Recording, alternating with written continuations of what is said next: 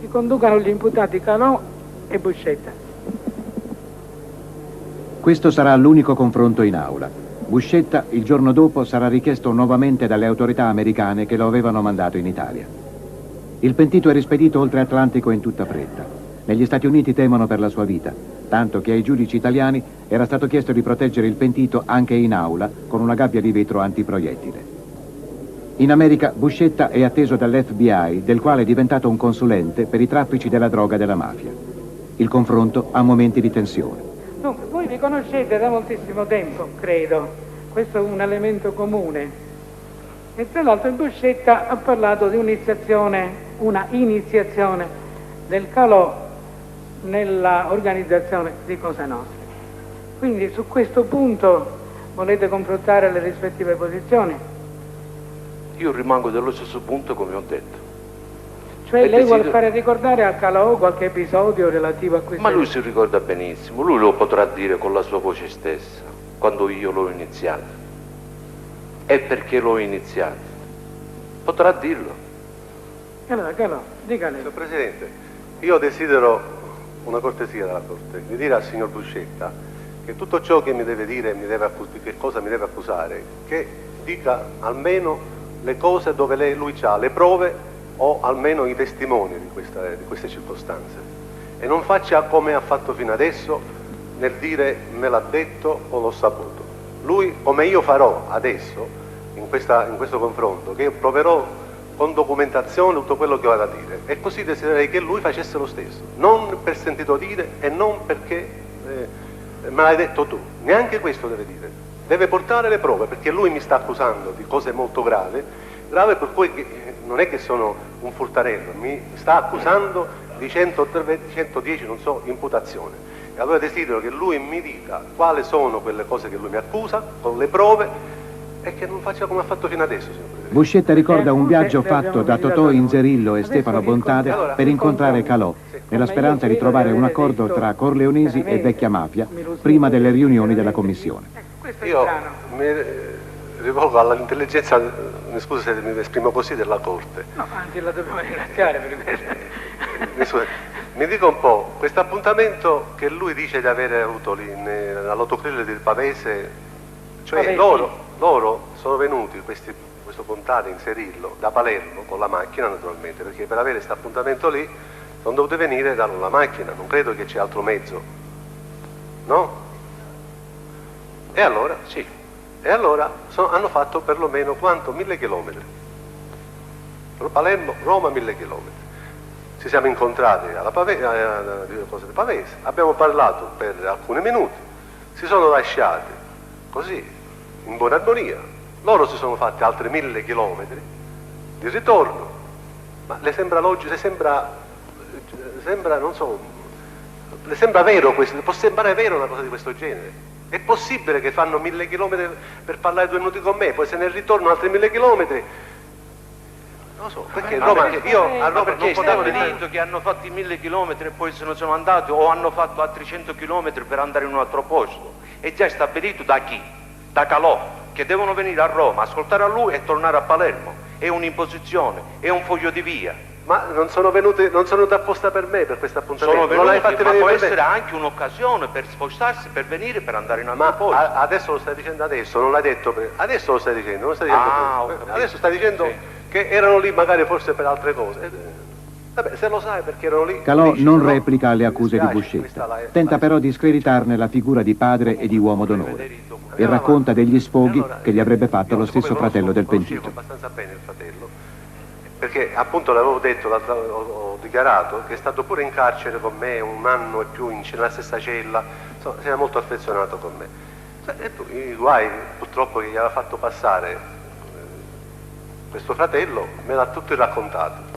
Vabbè, difatti quando lui ogni volta che mi incontrava, tutte le volte, cioè una volta, quando io ero in stato con la sorveglianza speciale, avevo la carnezzeria allora in quel periodo, qualche volta lo incontravo e sempre mi raccontava le sue storie, specialmente mi parlava sempre molto del fratello. Quella volta che l'ho vista a Roma con il nipote, con le lacrime agli occhi, mi raccontò proprio il fatto di, vede, dice Masino, che cosa mi ha combinato? Dice, se n'è andato di nuovo, mi ha lasciato un figlio, il figlio in carcere, ha lasciato il figlio in carcere, un altro drogato, mi costrinse ad invitarlo a casa mia con l'ultima moglie.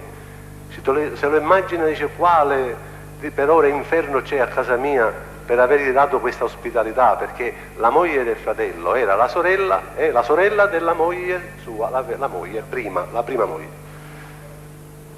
Questo che ho raccontato. Dico, di che cosa è capace il signor Masino Buscetta. Buscetta, lei? Io sono arrabbiato con costui. Ma arrabbiato, lascia stare, non ti arrabbiare perché si arrabbiano i cani. In 400 pagine di interrogatorio non ho mai toccato a nessun problema familiare di nessuna persona. No, È molto strano il comportamento di un uomo d'onore, il quale lui è, parlare delle mie vicende personali di famiglia. C'è di più, che l'unica verità che lui dice in questa aula è che mio fratello aveva un'amicizia molto cara con lui, però lui sta dimenticando in questo momento di essersi seduto insieme a tutta la commissione per decidere la fine di mio fratello e di mio nipote, avendolo calpestato anche qua. Lui doveva solo limitarsi a non parlare della mia famiglia. Vabbè, mi pare che il confronto sembra avviato ad una conclusione senza sussulti. Appare inutile ai fini del processo. Ma ecco che all'improvviso Buscetta introduce un elemento nuovo e lancia un'accusa bruciante. Mettere una cosa nuova, se lui proprio insiste così, che l'ho accusato di 69 omicidi, le dico un fatto nuovo, inedito. È disposto ad ascoltarmi, signor Presidente? Io? No, sì. no, l'ultimo arrivo. Cosa? L'ultimo arrivo. Sì, l'ultimo arrivo. L'ultimo arrivo. Qua. Io nel 1979 o 80 o 78 sono in carcere, apro il giornale e leggo: scomparso una persona. Questa persona che io leggo nel giornale è un membro della sua famiglia, perché io non faccio più parte adesso. Il primo incontro con Calò, io le domando che cosa ha fatto, perché lo chiamavamo così, Giannuzzo, per scomparire, perché è scomparso. Me l'ha detto la commissione. Sì, ma tu hai detto alla commissione che questo era un bravo ragazzo, che questo era una valida persona. La commissione me l'ha detto. Pippo, ma tu hai detto che questo ragazzo ha sofferto tanta fame in carcere dal 63 al 69, è stato condannato per associazione a delinquere. Sì, ma non ho potuto fare a me. Ho chiuso l'argomento con lui. Mi sono recato a Favarella e ho incontrato Salvatore Greco e ho detto a Salvatore Greco, Michele Greco, Michele, ma perché è stato deciso di affogare, strangolare a Giannuzzo? Era troppo vicino a Gaetano Badalamenti. Solo questo è il motivo, solo questo. Ma Michele, non potevate evitare questo? No, non si poteva evitare, era troppo vicino a Gaetano Badalamenti. Continuando nella passeggiata a Favarella, sono che passeggio con Vittorio Magliozzo, che lui dice di non conoscere, e le dico: Vittorio, ma non era tuo compare Gianni? Sì. Ma niente avete fatto in famiglia per salvare la vita di Gianni? Io proprio quel giorno mi recavo da Don Pippo, e Don Pippo all'ingresso di questo negozio mi disse di andare a fare i biglietti di aereo. Quando sono ritornato mi ha detto: non domandare più di tuo compare perché è una situazione finita, non dite niente in giro.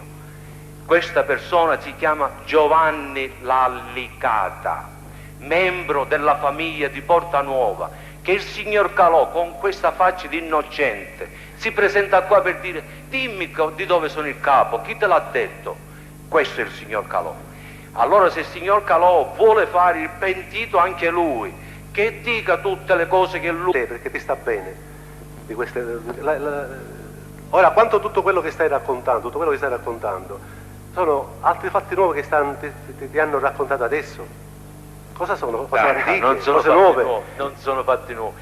Tu e io ne abbiamo parlato. Tu e me, con me. Tu e io. Sei sempre continua ad essere Giannuzzo la lecata. Continua ad essere sempre lo stesso. Con le tue mani l'hai fatto. Buscetta, ho capito, deve insistere sempre nelle tue bugie, nelle tue cose. Sì, perché se no non puoi. Chiamale bugie. Se no adesso premio, pensi delle sofferenze tue. Se no questo premio, non pensi delle sofferenze. Se no questo premio non lo puoi avere, Buscetta. Non te ne vuoi andare sconfitto adesso di qua, non vero? mi puoi fare ammazzare perché sono ben guardato, devi aspettare qualche anno. Non te ne puoi andare devi aspettare qualche anno per farmi ammazzare. Sconfitto di qua non te ne vuoi andare.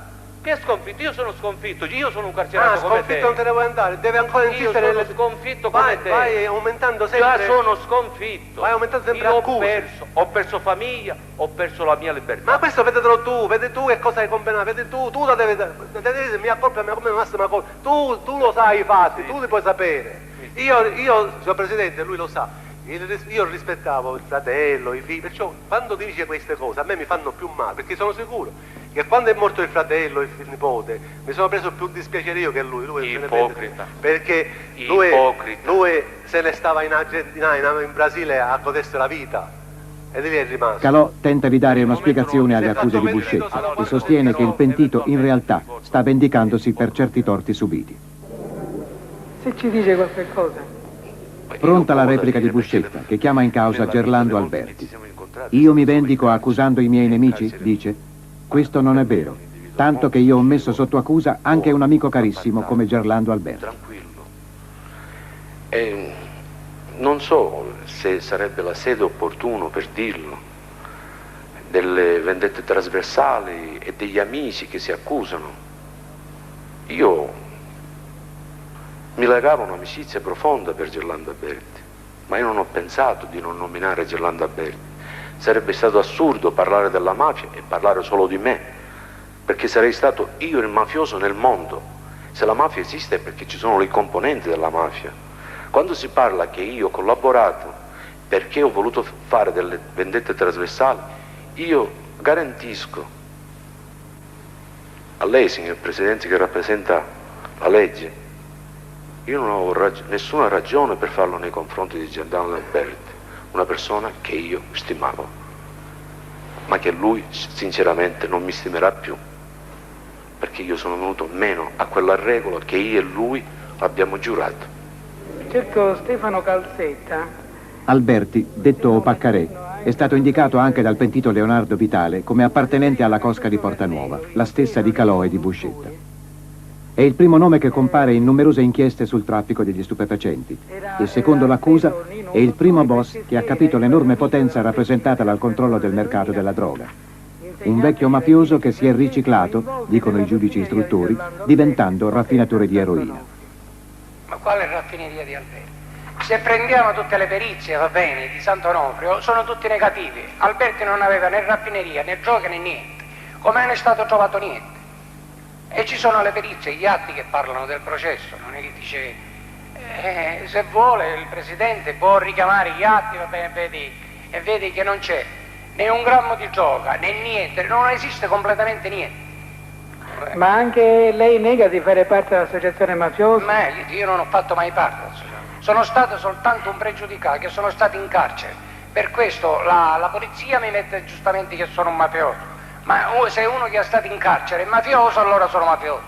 Va bene, ma io sconosco di avere partecipato in qualsiasi associazione. Ma il Buscetta, che pure ha parlato di lei in termini amichevoli, direi, insomma, se ma si può... che cosa può dire Buscetta di me? Dice che lei Buscetta può dire solo che ha ricevuto cortesie di me e niente altro. E questo non so se lo dica precisamente, dice comunque che per lui era un buon amico.